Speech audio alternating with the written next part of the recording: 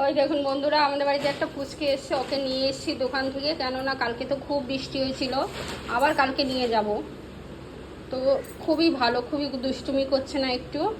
আর রবিবারে বাড়ি থাকলে মানে কাজের শেষ থাকে না, ওই দিকটা গোছানো হয়ে গেছে।